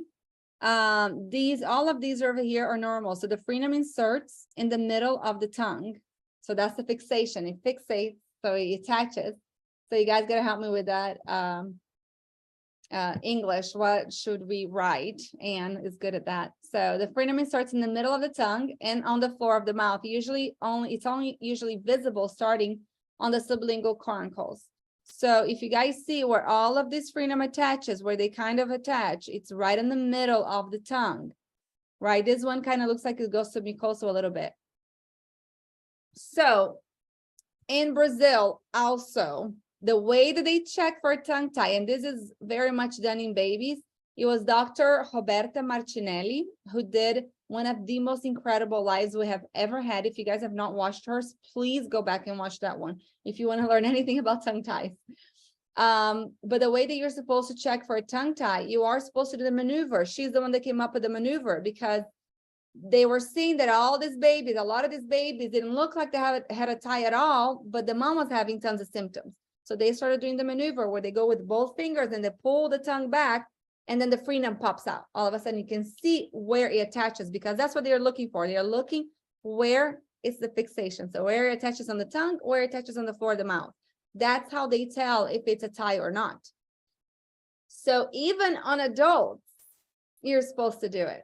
And I know not everybody, and it's hard to do it online, but in order for you to see exactly where this frenum attaches, if you do the maneuver, it's going to become super, super clear. So that is type A, normal. Everybody asks what a normal frenum looks like. Ta-da! They do not look at compensations in Brazil at all, by the way. So this one is the anterior, and the color here did not work where we cannot see what that says, but B is anterior. So this is when the frenum inserts on the upper third of the tongue. So there's the upper third of the tongue, upper third of the tongue, upper third, all the way up there. The type C is it's called short. So this frenum inserts in the middle of the tongue like the normal type, but it's short. And it attaches on the floor, inserts on the floor of the mouth, and it's usually in the alveolar crest in 3 points. We all call this the Eiffel Tower. This is funny, right? I was taking a course in Brazil, and she was explaining these all to us. This is several years ago, but she was explaining this all to us, and I said, oh, that's the Eiffel Tower. And they were like, what? I said, in the United States, we call this the Eiffel Tower. And now everybody calls it the Eiffel Tower in Brazil. So we started something. I've heard many other professionals now call it. I was like, I started that. But anyway. Renata, can I ask you a question? Yeah. So this is confusing to me. The alveolar crest is part of the mandible. Yeah, right here. The floor of mouth is a lot lower. So when you talk about the floor of the mouth insertion, that's different than the alveolar crest. So I would say here, I guess it's just a matter of semantics. I would say the inferior attachment is the alveolar crest instead of the floor of the mouth insertion. That's what they call the floor of the mouth. Okay. They I have call to read the Brazilian stuff. Yeah. See what it says. Okay. They ask, where does the frenum inserts on the tongue and where does the frenum inserts on the floor of the mouth? You have two options on the floor of the mouth, either the alveolar crest or the sublingual cornicles. Got it. Those are Thank their you. two options. Okay. This one, to me, it's almost like it's really not in the middle of the tongue, but if you look the size of the tongue, it is in the middle. The insertion. So those are called short frenums. D is short and interior. So this is when the frenum inserts on the upper third of the tongue and on the alveolar crest. So it's a mix between short and interior, about those two types. And a lot of these are going to be the heart-shaped tongues. And we all see this picture right here all over Google. It came from this study, guys. So there you go. That's another Eiffel Tower, but with the tip of the tongue pulling down. And if you think about what can these people not do? They have a hard time with elevating the front interior part of the tongue. All right, E is full. Oh, we already did D? Yeah. E is full ankyloglossia. That's when the tongue is totally attached to the floor of the mouth. And you can barely see anything. And it's insane how many kids still, I think Lael just posted recently, a child that was insanely tongue-tied like this. And we still see this nowadays. Lynn is saying, regarding elasticity, I was asking because of the Coriolis ankyloglossia grading scales included this. Ah, that's very interesting. Does anybody uses the Coriolis ankyloglossia grading scale? I use it sometimes. Does he think the frenum stretch? Here we go. I just have some pictures of tongues over here for us to try to classify this. So this kind of attaches in the middle of the tongue because there's floor of the mouth elevation, and we can't really see where it attaches on the floor of the mouth. But I would say, what would you guys say that this one is? See, in Brazil, they would say that this is almost normal because they don't look at compensations. But it is a little bit short to me, even though it attaches. I can't tell if it attaches on the alveolar crest. This one, middle of the tongue, and it attaches on the alveolar crest. We just can't see it. I just know who this case is. So this one is it the short? Let's see. It looks more like this one, but you can't see the rest of the tongue. There he goes. My goodness, this one is the both mix. It attaches on the upper interior and on the alveolar crest. This one, it's crazy how much this child can lift her tongue up because it's so tight. But same thing on the upper third and on the sublingual cornicle. So this one is anterior. It's called the anterior. This is before tongue tie release and after that I have here, but that was a grade 3 in our book, but it attached to the upper anterior of the tongue. This one is one of those that you can't really see, but can you guys see this right here? Scar tissue. This is the previous frenectomy case, but you can't really see the frenum until you do the maneuver. But that's a tough one. This one almost looks normal, right? The insertion on the tongue, the attachment on the tongue is in the middle of the tongue, and we can't really tell on this photo where it is on the floor of the mouth. So if it's on the sublingual cornicles, this will be normal. If it's on the alveolar crest, it would be short. And that one looks like a normal frenum also. There you go. There's a couple more. Middle of the tongue. Can't tell where it is. Sublingual cornicles there. And this one is almost, this one will be middle too. Middle of the tongue.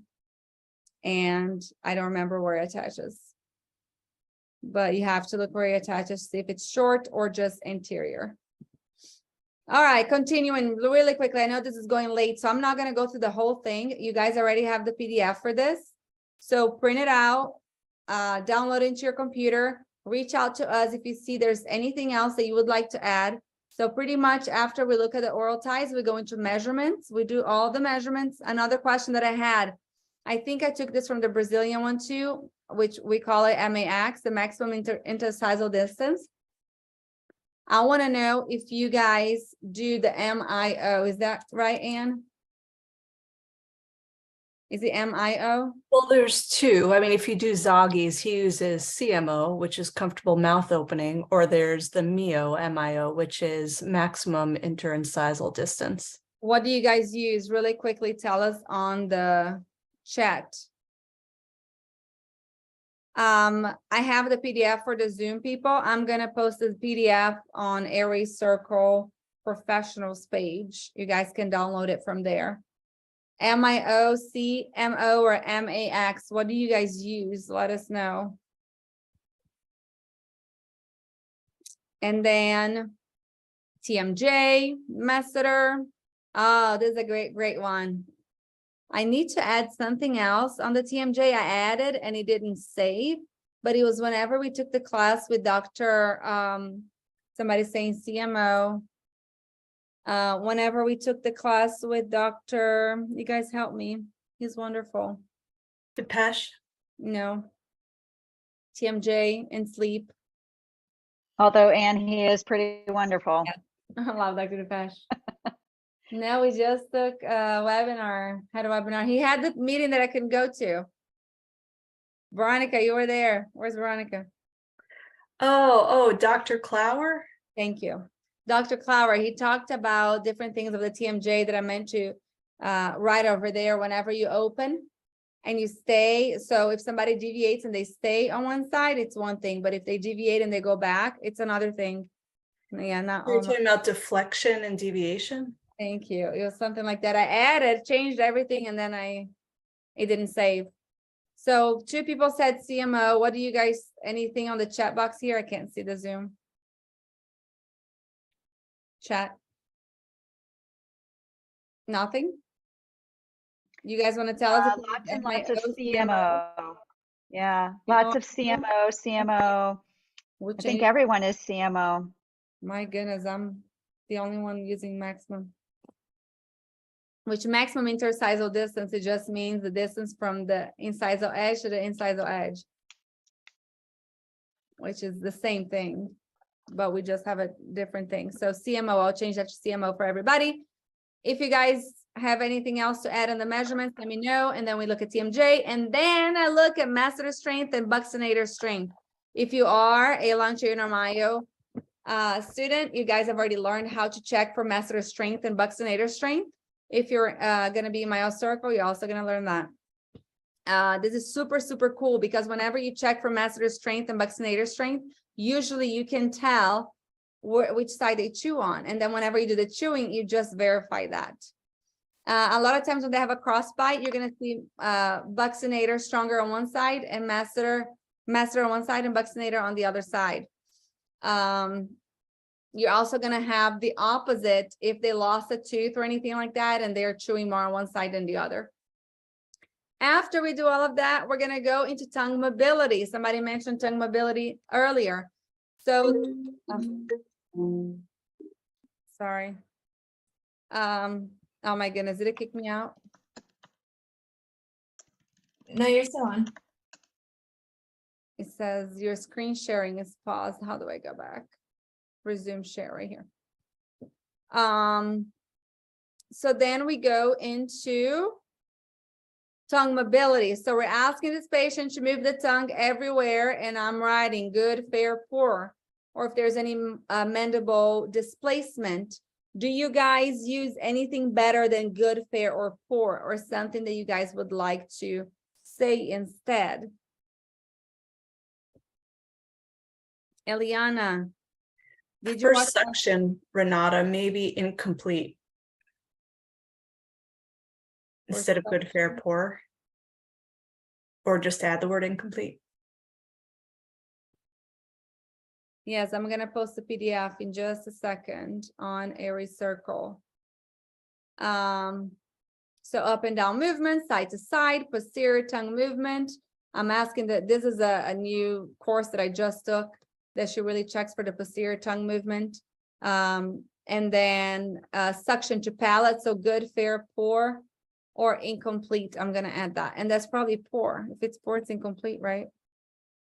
Most likely. Or Yeah, crooked. I think it's more descriptive. I don't know. I mean, you have drop downs for all of these.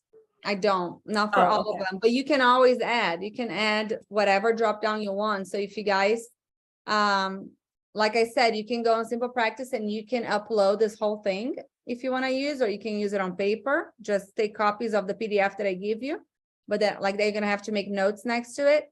Or if you'd like Tamara to add this on Simple Practice for you, just contact her through Facebook. Okay. A compensation I see often with tongue mobility exercises is not just jaw displacement or movement, but also lip. Sometimes you'll see like these odd, like they're using the lips to help with lifting the tongue or those kind of things. That's for the suction. Even for up down movement, sometimes side to side, the jaw and the lips go together. But I know you can't include everything. So unless you just have like something that says compensations and then you can just free text. We can write compensations on the bottom of this. Who else on here writes compensations whenever you're looking at tongue mobility? Somebody said, Renata, yeah. I write compensations, but I also talk about lingual fasciculations if they're protruding and things like that. I have fasciculation under compensations for, where is it? I think was under here. Compensations. I have fasciculation right here. So I do check for the incomplete lingual palatal suction. I do check for all of this here. Cannot elevate posterior tongue. Should we have them closer to each other so I don't have to write this more than once? Maybe because that's where you might assess them, right? Yeah, because otherwise you'd have to go back, or at that point you're not looking at the tongue, and then you'd have to refer back to that section. So I'm going to move the measurements again. So I used to have the measurements as the first thing on the evaluation. So I could get the measurements out of the way and I could start my evaluation. But I moved it down because the first half I could really do it through the photos, and I wanted to see where do I really have to start. So I moved it down. So I'm probably going to move the measurements back like that. We can do the tongue mobility right after. And it is going to be right. Yes. So masseter, I had all of this in the beginning of the evaluation. So I'll move it back to the beginning of the evaluation. So like that, you have all the oral ties and you go straight into tongue mobility. So like that, you already wrote all the compensations right there. Does anybody write compensations again whenever they're checking for mobility?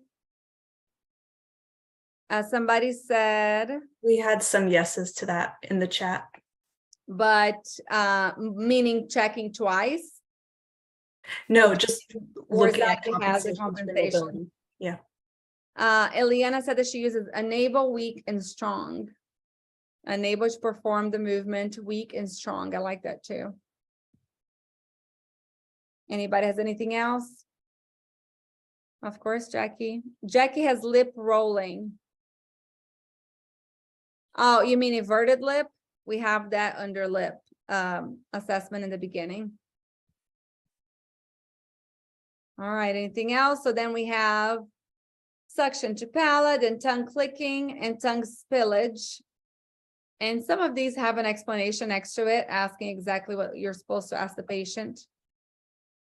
After that, puppy and skinny tongue. And then we check for tone. And then we ask them to sniff, to whistle, to wink, to do Popeyes. If you guys know what Popeyes are, does everybody do Popeyes here? And then we have them say, we look at the tongue tip whenever they say na, na, na, and the girls know how much I ask about this. La, la, la, ta, ta, ta, da, da, da. I learned this one with Sanda, and I know people have learned this one everywhere. Of course, we want as many people as like to use this form. And I'm gonna add it before I give the PDF on every circle. I'll edit this. You don't know Popeyes? Join my circle. You're gonna learn Popeyes. Tone, sniff, whistle, wink, Popeyes, tongue tip, and then we go into sensitivity. This is also something that I learned from Brazil. Whenever you check the tongue for sensitivity, you can kind of tell if it's low tone or not. Other observations during the exam, do they have any tics? I'm laughing because I misspelled tics earlier. I hope they don't have tics. It's okay. It was an honest mistake. Lateral jaw movement when speaking, anterior thrust, lateral thrust, sinus congestion, stutter, touching the nose often, if they're always like this, muffled speech, lisp, anything else that you guys think that you should add, let me know. And then we're going to go into breathing. So then we do mobility and then breathing. And over here, Nicole Goldfarb asked me for me to add 3-minute lip seal test, but I don't do it for 3 minutes. I do it 90 seconds. I feel like if the patient's going to have dysfunctional breathing, they're going to have it within 90 seconds. I don't have to wait for 3 minutes. So I did put 3 minutes up there, but I kept the 90 seconds. So I got to change one of them. Renata, do you usually test breathing like all the way at this point in your exam? Yeah. Like you do. Okay. Last thing. I do earlier. Yeah. Mm-hmm. I don't know why. I feel like I do the whole assessment. I look at everything. And now we're going to get to the fun part. Now we're really going to assess the breathing. Now we're really going to assess chewing and swallowing. That's the last thing that I do. Because I feel like the patient gets so bored, because this is such a long assessment. Then when they're falling asleep, I said, okay, let's hold some water in your mouth. Let's eat some food. Let's, so I kind of get them to, because in the beginning you're looking, okay, let me see it again, open again, let me, but maybe putting the breathing in there in the middle kind of will help. I may have missed, did you add parafunctional oral habits, nail biting, etc.? That's on my history form. So my history form really complements my assessment, and I will go through the history form really quickly if we have time. But my circle is going to get the history form also. So I have this huge history form that the patient fills out everything before they need to see me. I don't feel like I have to write if they have oral habit, if they know they have an oral habit. They tell me that before they come in. What food do you test with? That for several different types of food we can do. I do a lot of crackers, pretzels, anything that is easy for them to form a bolus. Because if they cannot form a bolus, I'm really going to be able to tell if the food is easy for them to form a bolus. Angela, what do you use? And I use a lot of cool stuff. Yeah, I like to use either chocolate pudding or applesauce. Really just depends on I personally like to use the chocolate pudding, but some parents prefer to bring in maybe their own pouch yogurt. And I'm not a pouch person, just because we know the effects of what it is with the soft foods. But what I do is I have them squeeze it into a cup, and then the kid has to use, or the child, excuse me, has to use a metal spoon, not a plastic spoon. Okay. And we test for a lot of things with that. That's all in the course, just to make this brief, because I know it's getting late. We either use some sort of cracker. The cracker, I save that till the end. I generally move towards the pureed food first, and then maybe like a fruit bar second. And I say, you have to take a couple of bites of this fruit bar. And that way, that right there is a little bit stickier so that it will create a bolus. And if they can't create a bolus with that, they can't create a bolus. And then the crackers, it's usually the Goldfish or the Cheez-Its, and those are the ones that, okay, it's like the reward, because the Goldfish crackers those kids love, or the animal crackers. So it's like, okay, we have to get through this stuff first to get to the good stuff. So let's behave well. Let's do what Miss Angela says, and then we'll get to the good stuff. Snack time, yes. Awesome. So then we have them first. I do two different swallows. I ask them to swallow normal for me so I can kind of see how they swallow normally without any instruction at all. Because right away, if I ask them to swallow with their lips open, they're like, what the heck am I doing? And they're going to try, already compensate and adapt to whatever I'm asking them to do. So I do ask them to just do a normal swallow so I can really tell how they swallow at home. You know what I mean? And then, so those are all swallowing options that you have there. And then they ask them to choose some food.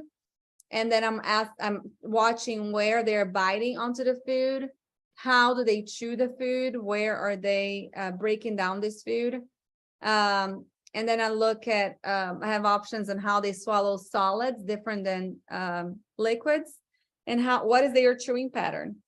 A lot of people believe that if a person has bilateral simultaneous chewing pattern is wrong. And I am here to tell everybody that it is okay for you to have bilateral simultaneous. I know that I do. The big problem is unilateral only, and where you start. I know I've said that before. And then we added this at the end. So after you finish the assessment, or facial myofunctional therapy recommended to address, then over here, you're going to put what exactly you're going to work on. So you can kind of give, whenever you print this out, that's already going to be in there. You don't have to add that on the report. It's all in here. And then the recommendations and referrals, whenever you're talking to the parent, to the patient, I think they need a CBCT, they need to go to occupational therapist, they need to see, get some allergy testing. Over here, the girls fought me on this, and you guys are probably all going to be on the same side as them. On the bottom, I wrote check ferritin levels and check vitamin D3 levels. Do you guys think that this is awful to have over here? They are concerned that I should not be recommending that specifically. Who would check those? The primary physician. So I'm going to check over here, primary physician, pediatrician. So I recommend a referral to the primary physician to check certain levels. So maybe you can combine those. Like, just like you have ENT for comprehensive assessment, you could have primary care, consider checking ferritin and D. But they could be going to the primary care physician for something different. Right. So that's why we made a multiple choice. So you have different options to write different things. Do you ask them to do a bolus? No, I just ask them to chew and show me their food right before they swallow. Whenever you're about to swallow, let me just see your food. They don't know what I'm doing. I don't explain, because if I explain, they're going to try to do something different. And I try to talk as they're doing it, so they're, distracted and not really paying attention. What else? If anybody doesn't have oh, sorry, Renata. I was going to say, if anybody does not have a cell phone holder, I strongly recommend getting a cell phone holder. That way you can still talk to the parent, talk to the child. You can visually see them. But my rules in my office is that you have to sit in the chair to eat. You don't get up and walk around. And that way I'm always video recording. Oh. All right. And then on the bottom, I wrote a disclosure. This I saw from another myofunctional therapist that I thought was genius, that she had this on her report. Please note that I do not hold a doctor's license. Therefore, I'm unable to diagnose. However, I'm able to evaluate, report, refer, recommend a plan of treatment, and provide a facial myofunctional therapy, which I'm trained for. So that was super cool. And then any other comments that I have during the assessment, if I had options that I didn't have where to write, I go all the way back down to the comments and I write it on here. And then I go back and I finish the evaluation.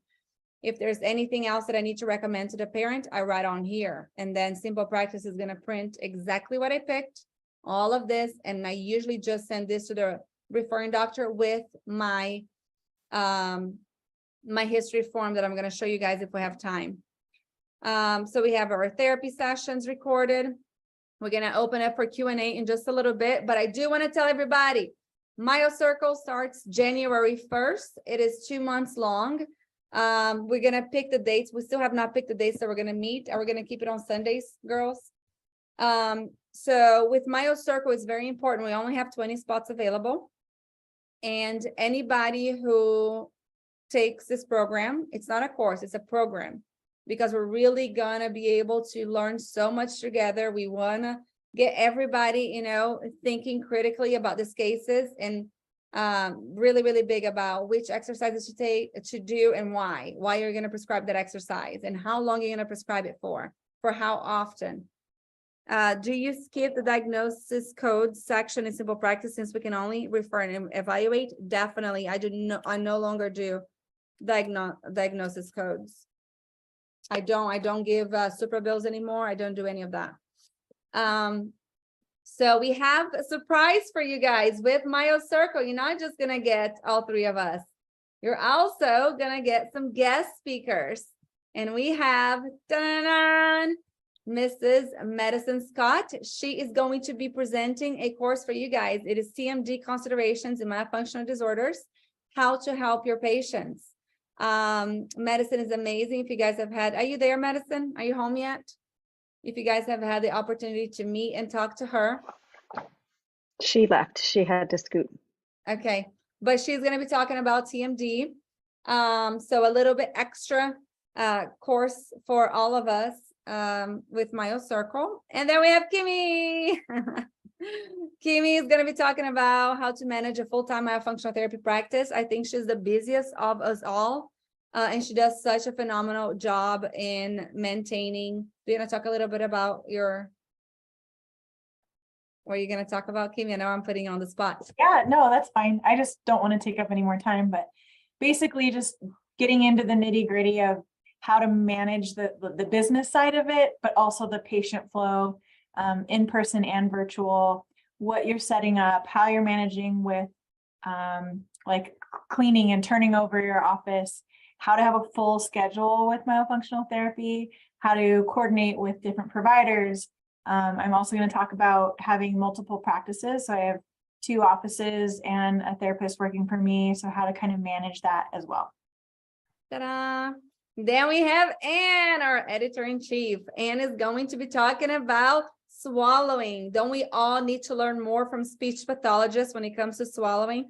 It's going to be called Follow the Swallow, Swallowing Across the Lifespan for the Myofunctional Therapist. Super, super excited for this.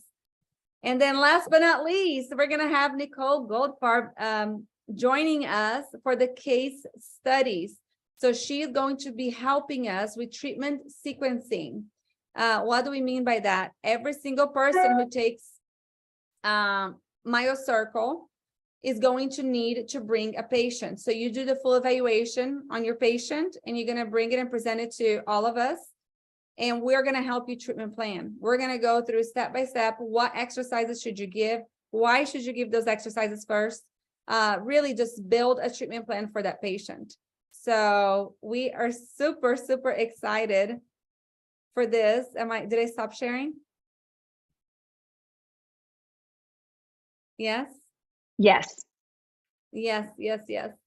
Perfect. All right. So we are going to, I didn't put any of that on the PowerPoint. MyoCircle, you guys have 24 hours. So we only have, let me say this again, we only have 20 spots available. We're going to put the link. We have not released it yet, but we're going to put the link for anybody who watched tonight. There's going to be a 24-hour window open where we're going to offer a discount. Let me see if I can put it on the chat. Does anybody have the link? Is this the link? Okay, so you have 2 options. This link that I just put it is for put on the chat box for Zoom. It's a 3. Can anybody add this to Facebook, please? This is for payment plan. It's for 3 payments, and it's discounted at $100. For 24 hours, you're going to have $100 discount there. And for 24 hours, you're going to have a $242 discount for the one-time payment. It's $26.89. And you're going to get it in the next 24 hours for $2,447. You're going to get a special gift. and you're gonna get a full bag of myofunctional therapy tools. And we're gonna meet live one day, and I'm gonna go through every single tool, and I am going to tell you guys what exercises that I do with every single tool. How do I do these exercises? How do I prescribe them? When do I prescribe them? So we're really gonna go, and I have how many pages? Did anybody look at my exercises? Angela, you've seen my exercises. Yes, there's a lot. I don't even know how many pages. And I was talking to Tamara. I'm like, oh my gosh, I can't even remember how many pages it was because there were so many. And how many? I think it was 40. Yeah. Oh, yes, I'm not I sure. believe so. Probably more than that now. Bye, Kimmy. Thanks for being here. Thank you, Kimmy. Alrighty, guys. So you guys have 24 hours. We just released the links. And it's gonna close at 20 people. It is gonna close. We are supposed to do a new open again this weekend. So it's gonna be open for only 24 hours. If the 20 people don't sign up, we're gonna open again this weekend, but it's not gonna be with a discounted rate. So you guys only have 24 hours to get it at this discount. But not only that, we did not talk about what you guys are gonna get with Myo-Circle. You're also going to get access to Circle Time, which is our study club, our myofunctional, not only myofunctional therapy now, because we've been doing some dental cases too. And my Circle Time is changing a little bit next year. So Circle Time is going to be quarterly, and we are going to look at some cases very deeply. So instead of just being one person presenting the case, we are going to bring the dentist, the myofunctional therapist, and the body professional, whoever else was involved in that case. We want to make sure that everybody comes and everybody's going to discuss the case. So these meetings are going to be a little bit longer. They're not going to be as often as we had them before, but they're going to be very in-depth and they're going to be longer. So it's almost like a continuation for anybody who takes Myo-Circle. We're always going to have this group together, and we're always going to be learning together and growing together. So it's not like other programs out there that you take the program and bye, see you later, we don't see you again. With Every Circle is not like that. We're always coming up with different things and new things to bring this to you guys. So also with Myo-Circle, just like we did with Launching Our Myo, even the past participants of Launching Our Myo got the business series for free, and also got the personal growth series that we're having next month free of charge. So the same thing with Myo-Circle. You guys are already going to have access to these 2 extra courses. So business series is all about how to sell yourself, how to sell your service, your product, and just be confident in, bringing that out that your stuff. And then personal growth is going to be a lot of looking within and digging deep. We all believe that we need to grow personally in order to grow professionally. So over, during this years of Every Circle, we're going to be adding things here and there, and you guys are always going to be in our mind. We also have a WhatsApp group, and Myo-Circle is going to be automatically added to our WhatsApp group. It's called Circle Time right now, but it's pretty much our little study club on WhatsApp where we share cases, we share questions, we share patients, and we all learn together. What else is added? Anything that I missed? Special gift, Myo-Circle, Circle Time, business series, personal growth series, discount. I think you guys got it. I cannot wait to see who is going to start 2023 with us with a bang. We have really worked super hard, and we are so passionate about this program because we feel like we're learning all this stuff, and we want to share. We want to share what we know. We want to share what we learn, because it's so valid for us to all be able to.